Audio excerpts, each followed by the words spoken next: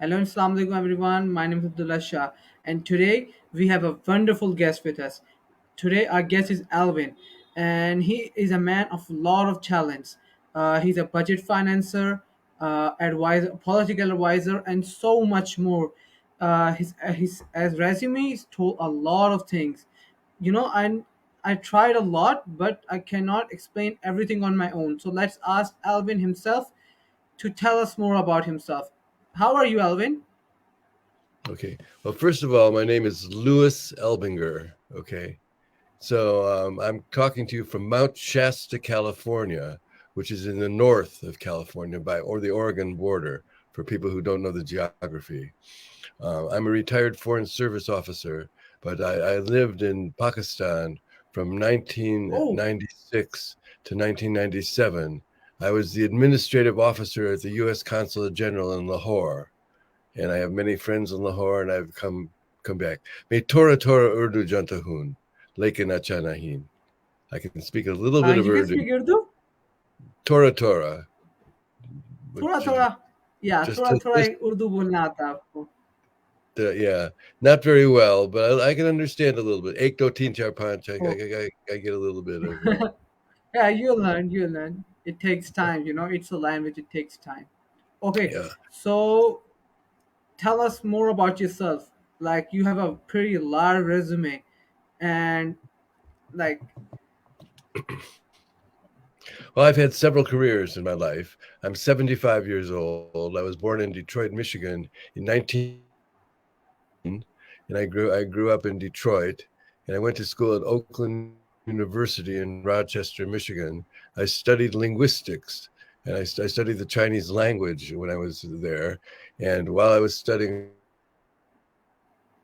Asia, so of course Asia includes India, Pakistan, and China and Japan and so much more. So I've always my life has been a bridge between the East and the West, bringing the East and the West together. And I think that the major thing to know about me is that I hitchhiked from Scotland to India when I was 21. Hitchhike means, I wow. don't know if you know what that means, but it means that it's auto stop, that auto stop in Europe, where you put your hand, you put your thumb out and ask for a ride. So, at a very early age in my life, I got to see the world.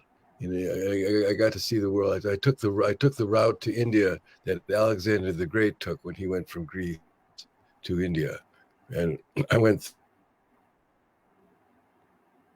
I flew from New York to Scotland, and then I hitchhiked from Scotland down through France and through Germany and through Europe, through Switzerland into Yugoslavia, and then I went to Greece, and then from Greece I went to Turkey to Afghanistan, no, Turkey to Iran, Iran to Afghanistan, Afghanistan to Pakistan, and then Pakistan to India. So it was a big journey. It took about three months to do, and I had some friends in India that I visited. So that was my early education. I got to see the world in a very big way. Before that, I studied Chinese in Hong Kong. I dropped out of school and I went to Vietnam as a newspaper reporter, and I wrote a book about. I haven't published the book yet. A book about the journal of my Oh, travels, the travels through Hong Kong, and then Vietnam, then Laos and Thailand, and then India, and then back. I worked my way back on a ship to America. So at a very young age, I got to see the world in a very broad sense. This was a good education for me, and a good education for anyone. I would tell anyone international travel is one of the best ways to learn about how the world works and how people are. So that then after that, um, I got married. I got married to my wonderful wife. We were married for 31 wonderful years. I'm sorry to say she passed away in 2002, but I still feel her in oh, my heart, and we still feel very close to my wife. We have a daughter in Michigan, and she's married, and I have a granddaughter. So I got my MBA degree at the University of New Haven science, and I taught computers. I taught computer programming for a while before I joined Yale New Haven Hospital. And then I worked at Yale New Haven Hospital for several years, and then I went overseas. I worked in Saudi Arabia as in the computer department of the hospitals in Saudi Arabia in Riyadh. And then I joined the Foreign Service, where I worked for 28 years. I had 16 different assignments in 10 different countries. Pakistan was only one of those Wow. countries. And I retired in 2011. And I was telling you before the program that I opened up a chai shop in Mount Shasta, California. And I ran that for 5 years. Then COVID came along, and that was the end of the chai shop. We couldn't have a chai shop during COVID. And Yeah, you can do that. then I think the last thing I'll mention is the fact that I published a book. Hold on, I'll get a copy of it.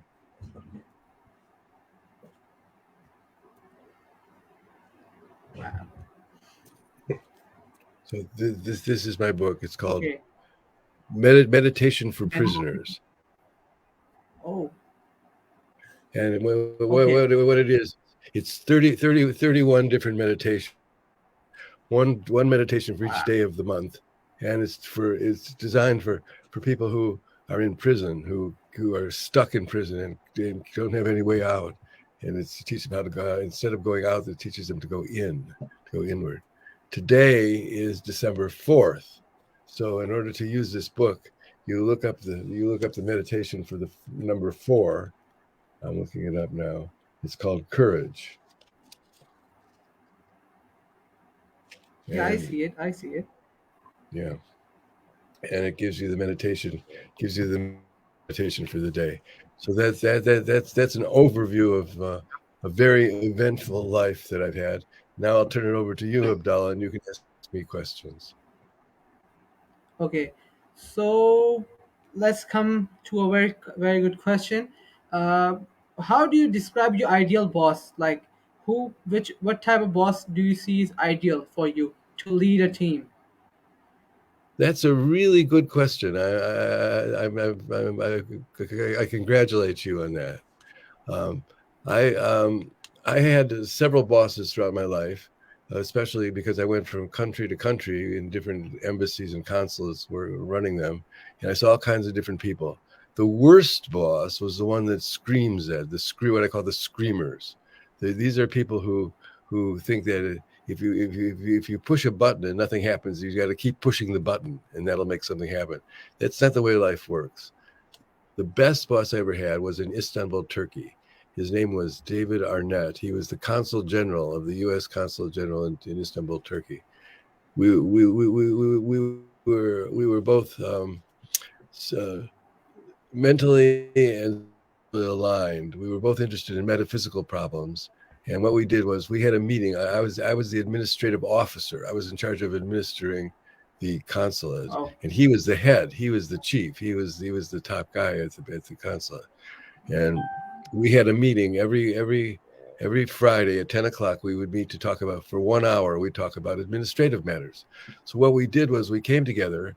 We in 10 minutes we got rid of all the work, and then for the rest of the time we talk about metaphysics and what are ideas about life. What are the most important things in life? To answer your question, the best boss is going to be the one who is mentally and spiritually aligned with you, who has the same goals, who has the same mission in life, and who shares your mission on a spiritual level. So I'm sorry to say that David passed away. I think it was 2 years ago, and just recently he lived in Sedona, Arizona. Just recently, last month, his wife had a celebration of life. So all of his friends and family from all over the world came together to Sedona to have a celebration of David's life. And so I myself I took the train from Mount Shasta to Los Angeles, and then I took another train to Flagstaff, Arizona, and attended this celebration of life. So so you can see in this case, my boy, he was so good that we transcended the life death boundary. Our relationship was so good that it crossed the life death boundary. that I'm alive and he's not, but still we feel very, very connected. I hope I Okay. answered your question. Yeah, a pretty touching answer for the for my question. So another question, same type question. Do you prefer to work in a team, or do you prefer to work alone? Like, do you prefer teamwork, or like being alone in a work? I like both. There's a time for Oh, both. So, and I think a good worker would be able to do both. If a person only works well by themselves, they're not going to be they're not going to be a good team person. And a person who's an extrovert who can work only work with others and can't work on their own also has some drawbacks. So I think that a person would want to develop both skills. That's the way I am. I'm talking about myself here. true. The I actually agree on this point with you. So let's move forward. How do you how do you handle stress, and what is the most stressful position you have ever been in, and how did you deal with it? Well, that's pretty good. I meditate regularly.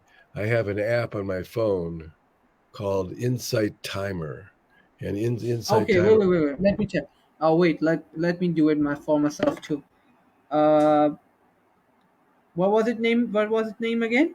Name of the app is Insight Timer. Insight Insight time. INSIGHT Insight Timer TIMER. Okay, And what it okay, does is it keeps track of your meditation. It tells you okay, for every 10 consecutive days that you meditate, you get a milestone, a little gold star. And I have 170 gold stars. It goes back to 2000 wow. because I meditate every day. In the morning I meditate for 40 minutes. In the evening I meditate for 40 minutes. Now I heard someone say, and I can't remember where I heard this, that people should meditate as many minutes per day as you are years alive. So you're 17, right? You're Yes. 17 years old. So you should meditate for 17 minutes every day. I'm Okay, 75. I should meditate for 75 minutes every day. You see, this okay. this is a way of dealing with stress, and the app keeps track. The app shows the app. I think I might be able to bring it up on the phone. The app shows how my meditations have been. This once you get one gold star for 10 consecutive days, you don't want to break your meditation. If you go a day without meditating, you won't get to the second gold star. So so here I'm gonna show you this. I don't know if you can see this. You see the bars on there? That shows you Yeah, that I I can see those bars, like the black, maybe the yeah, black bars. yeah, the Yeah, black. I see it. I see it. What Yeah, I it see shows the you, bars. that means every day it shows you that I've been meditating. One day, the bar that's a little bit longer shows I did a little bit more meditation on that day. This is proof that I've been doing my work and in meditation. But it's not proof for you or for someone else. It's proof for me. I call I call this sports trading technology for meditation. It sounds like the call to prayer. It's Yeah, like it's the covered. I remember when I lived in Lahore, the call to prayer.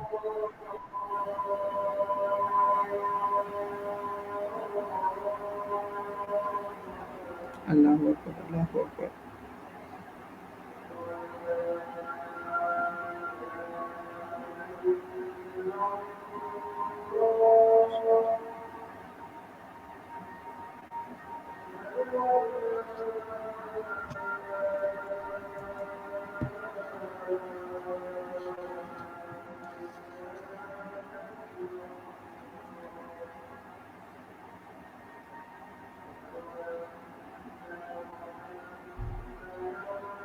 Sallallahu alaihi wasallam, sallallahu alaihi wasallam,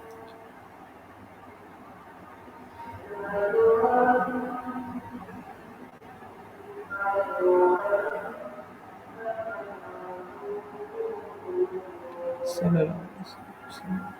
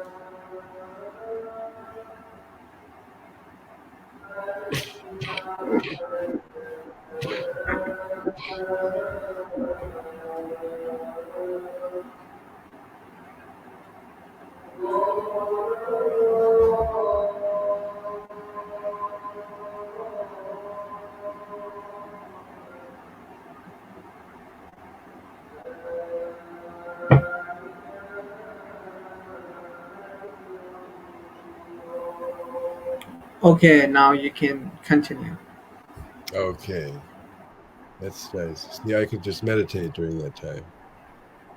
I was talking about meditation, Yeah, and yeah.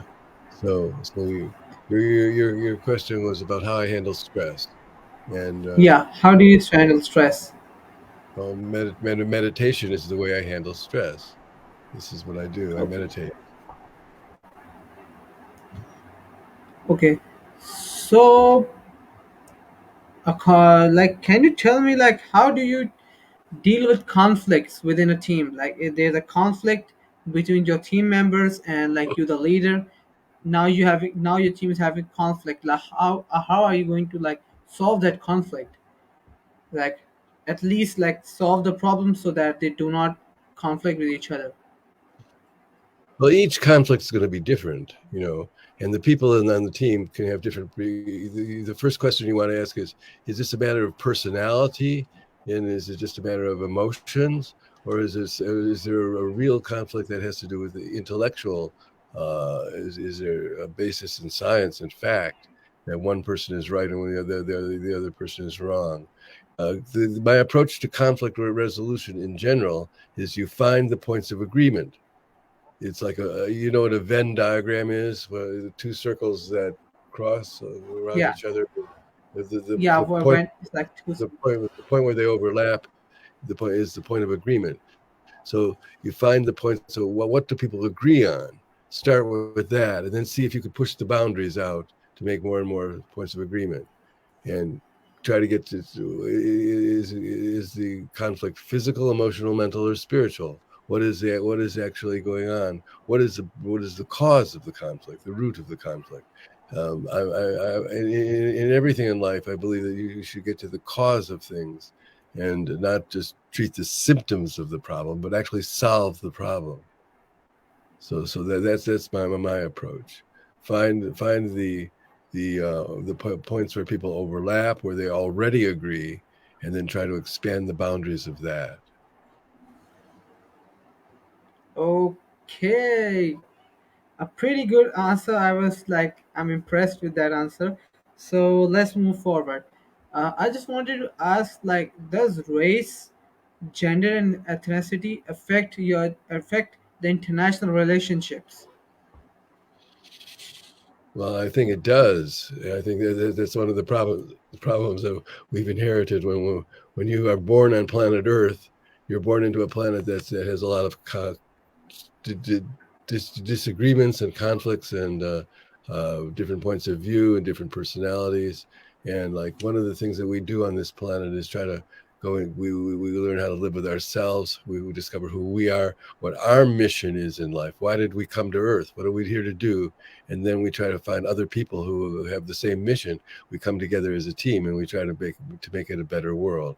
So I mean, to answer your question, yeah, if you read the news and you look at the world, you can see the different distinctions that people make between people.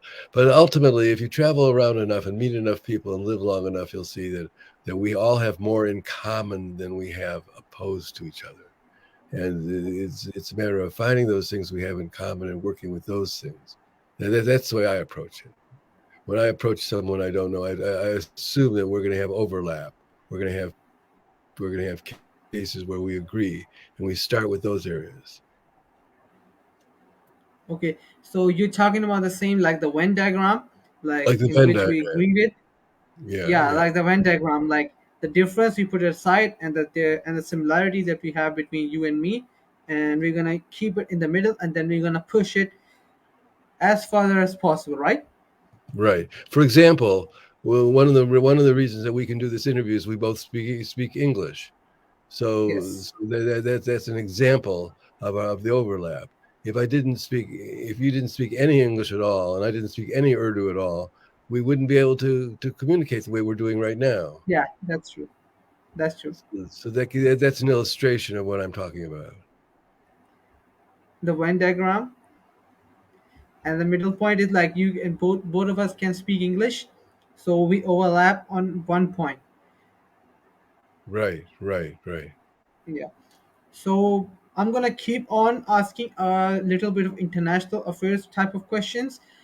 Just I wanted to ask, like, how do you deal while traveling to underdeveloped countries?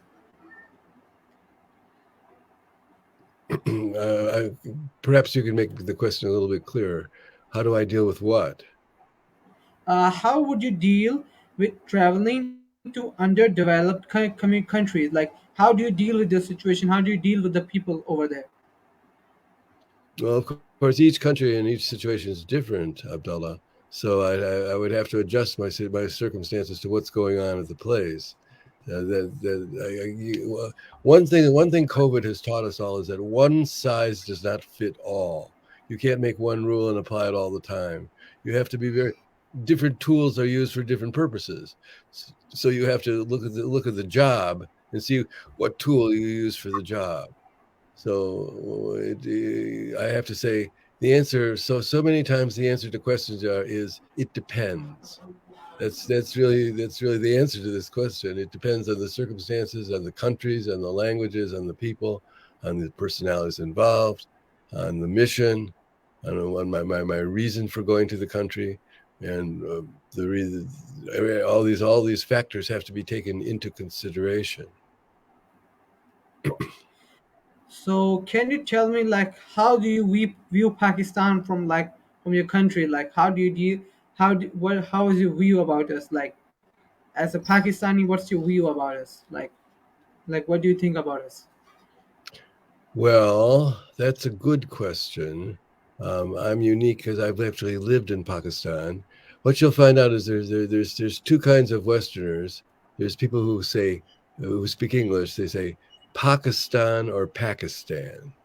The people who say Pakistan haven't been there and don't know much about it and couldn't show you where it is on a map. The people who say Pakistan understand that they've actually been there and they understand they call the country by the name that the people in the country call it, Pakistan, not Pakistan.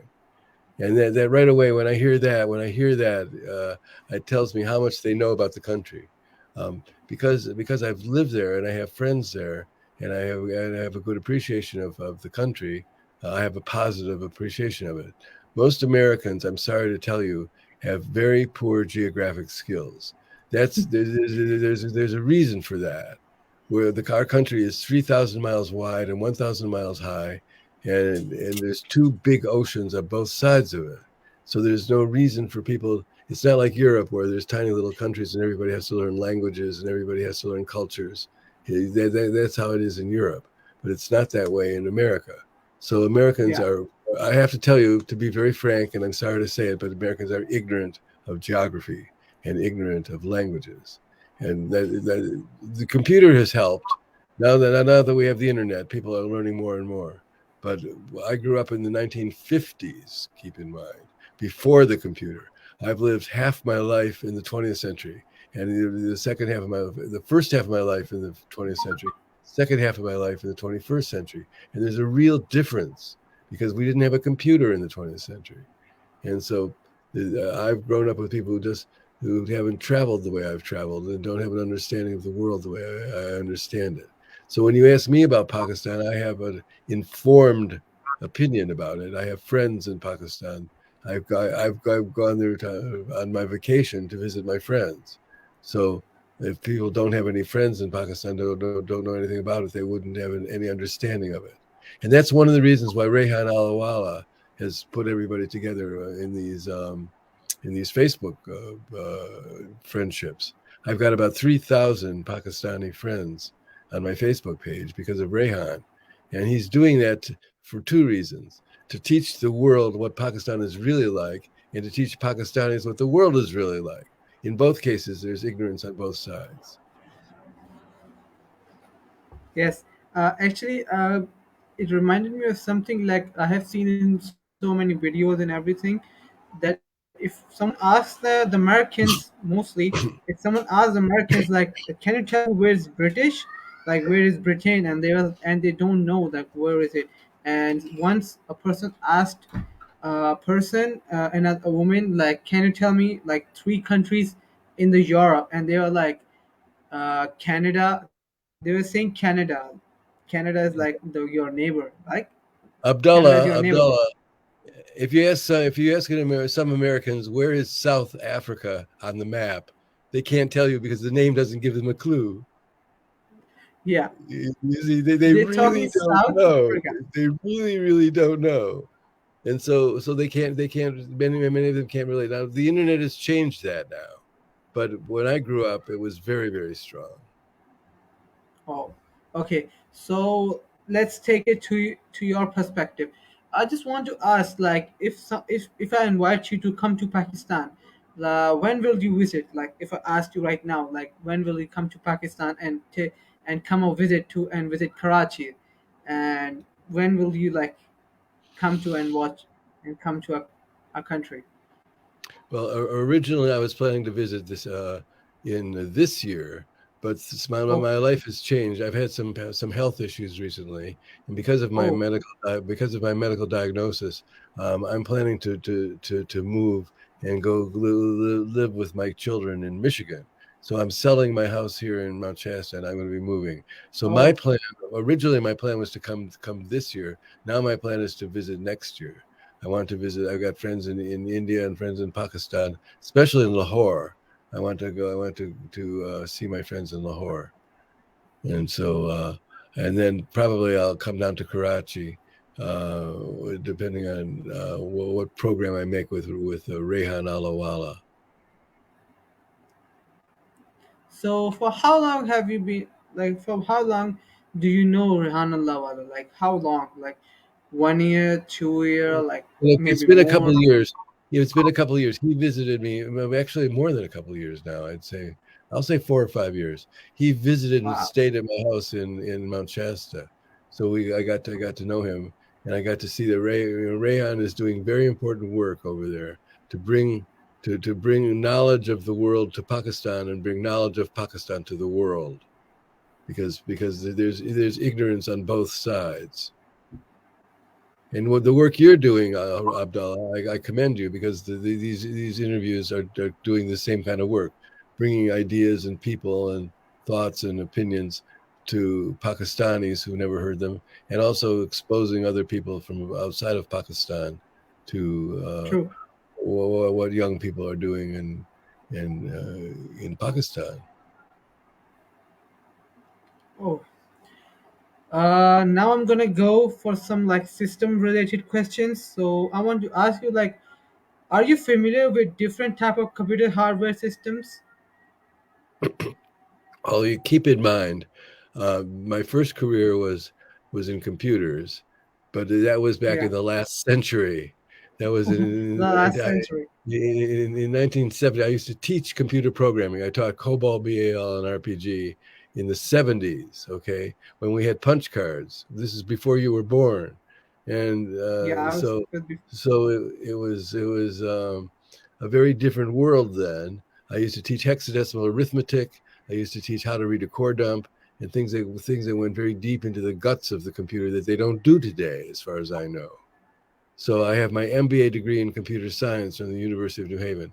I have another master's degree from the Air War College in strategic studies. So I've got two master's degrees, and they're very different. So yes, I was very up to date in the 70s and 80s when I worked in computers. But then in 1984, I joined the Foreign Service, and I did some work in computers in the Foreign Service, but eventually it became so technical they took that work away from the officers, and as an administrative officer I had technical people reporting to me, but I didn't do the work. So I went from being a worker in the field to being a boss. Okay. Okay, so I have a I was thinking something like when you were telling me like you were also like the budget and fiscal officer, right? You previously appointed as a budget and fiscal officer like two to three times, right? Yes, that's correct. The administration of a consulate includes many things, and Okay. budget is just one of those things. Okay, so it's one of those. Human resources is another one. Security used to No, be no, one, I'm but it, yeah, I'm asking like you have been a part of like the budget and the fiscal. You have been the budget and the fiscal officer, right? that's correct. Yes, yes. Yeah. So I'm gonna ask a question according to that. I just Okay. want to ask, like, what's the ideal budget process for like? Well, first of all, I would have to say once again, it depends. Now you're talking. I was in government, so the government process in America is very unique. The Congress has to give money to the department. The department gets the money, and the department spends it. Has to account for it. Okay. Now that idea crosses to private industry as well, but private industry has a different setup setup for it. Um, my job as a government worker was to make sure that public money was not wasted, was that we spent the money for the purposes that the money was allocated, and that no money would be wasted, and all money would be properly used to serve the public. That was my job, and that was the job that I did. A pretty amazing job, I'm afraid I'm to not be answering honest. you. Yeah. Well, one of the biggest projects I worked on when I was the administrative officer in Ashgabat, Turkmenistan, I helped to build the U.S. embassy there. When I arrived in Ashgabat in 1994, there was no embassy. When I left in 1996, we had an embassy and a housing compound 9 kilometers away. There was $16 million worth of construction on my watch, and I'm Wow, very, very proud of that. it's gonna cost way too much now if you like Oh bring yeah, it that was according. back in the day. Yeah, that's correct. It would Yeah, it cost was. Yeah, more now. it's at the time the economy was like pretty good, and right now we all know the situation which is happening in America, and we can't say like if America goes to Uzbekistan to again be an embassy, I don't think it's gonna cost way less. I think it's gonna cost twice the more, like billions of dollars, to make an embassy right now because of the inflation and everything, high labor costs, etc., etc. You know, actually, I'm an economics student, so I know about these things, like the inflation level and Acha, the fiscal. acha, tika, ठीक है. tika. You wanna talk in Urdu? And I don't think it's a good idea because I won't be able to say very much. It takes practice, So Abdullah. I haven't had when I come to Pakistan and I get to be with people. I'll learn how to speak it, but I don't speak it where I live. So if you don't use the language, you forget it. yeah, that's true. That's true. Uh, Elvis, it's been an honor to be with you and take your interview, and I'm pretty thankful for your time. I know it's like 5:50 a.m. It's like 5 a.m. in the morning for you, and it's like It's exactly 7:30 p.m. for me. 6:33 a.m. right now. Oh, it's 6:38, 6:38, 6:30 a.m. I have 6:33 on my computer. Oh, 6:33. So thank you for your precious time from taking out for me. And when you visit Pakistan, and I wish I can see you the next year, like after whenever you visit, please give me a message Inshallah, and come to inshallah, Karachi. Inshallah, inshallah. inshallah. When I come, So we'll get together. We'll have some chai, and we can talk, and yeah, we're we gonna can. have some chai. And if you send me You're gonna your eat send cheese me your paratha. kya. cheese paratha. Yes, It's paratha, pretty famous over here. everything, It's pretty everything. famous. It's Cool, pretty. cool shay, cool shay, everything, everything. Okay, my brother. God So bless you. whenever, God bless you. So this was an amazing guest with me, Mr. Elvis. Uh, Thank you for everyone with your time. Allah Hafiz. Assalamu alaikum. Wa alaikum salam.